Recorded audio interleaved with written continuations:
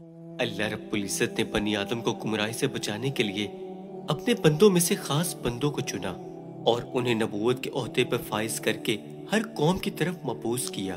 उन अक़वाम में तारीख़ इंसानी की एक अजीम तरीन कौम कौम आद का भी दिया जाता है। कौम आद जज़ीरतुल अरब के जनूब में वाक़िया सहरा अक़ाफ़ में आबाद थे, जो कि मौजूदा यमन और अमान के इलाके हैं।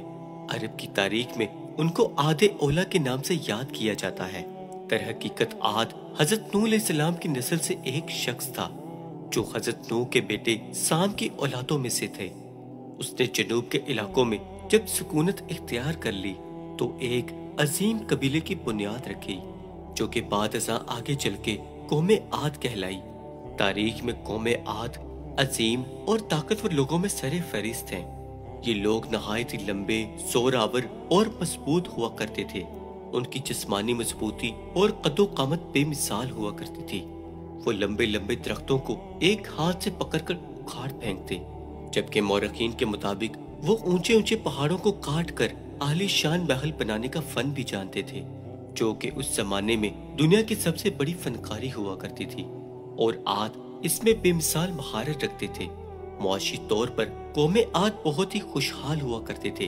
उनके इलाके सरसब्जो सादाब और किसी ज़राई खजाने से कम न हुआ करते थे। उस कौम के लोग चूंकि ताकतवर लोग थे, लिहाजा बाहर के दुश्मनों से भी उन्हें कोई खतरा न था, और अतराफ में रहने वाली तमाम तर अक़वाम भी उनके ज़ेरे दस्त रहा करती थी। कौम आद के आसार 2000 साल कबल मसीह से लेकर 1 सदी ईस्वी तक जा मिलते हैं। अल्लाह ने कौम आद को बेशुमार नेमतों और रहमतों से नवाजा था, मगर ताकत और हाकमियत के नशे में चूर ये कौम गरूर और तकब्बुर में मस्त हो गए और जमीन में हर तरफ फसाद मचाने लगे। मुतकब्बिर और जाबर लोगों को उन्होंने अपनी कौम का सरदार चुन लिया।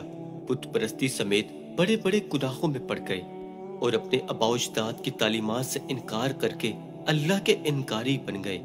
लिहाजा कानून इलाही के मुताबिक इस सरकश और नाफरमान कौम को एक मौका दिया गया, और उन्हीं में से एक शरीफुन नफ्स अल्लाह के नेक बंदे हजरत हूद अलैहिस्सलाम को नबी चुना गया, ताकि वो अपनी इस कौम को राह हक की दावत दे और उन्हें खुदा के अजाब से डराएं।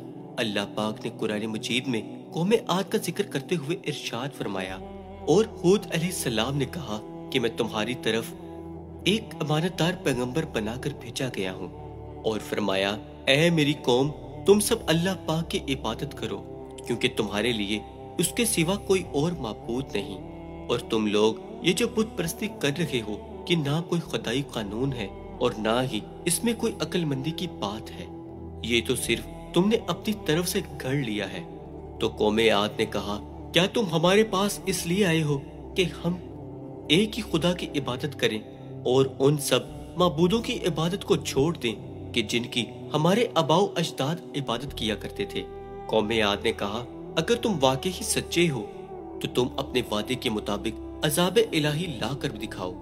हजरत हूद अलैहिस्सलाम ने कहा, अब तो ये तय हो गया कि तुम्हारे रब की तरफ से तुम पर अजाब इलाही नाजिल हो जाए और अजाब आ जाए।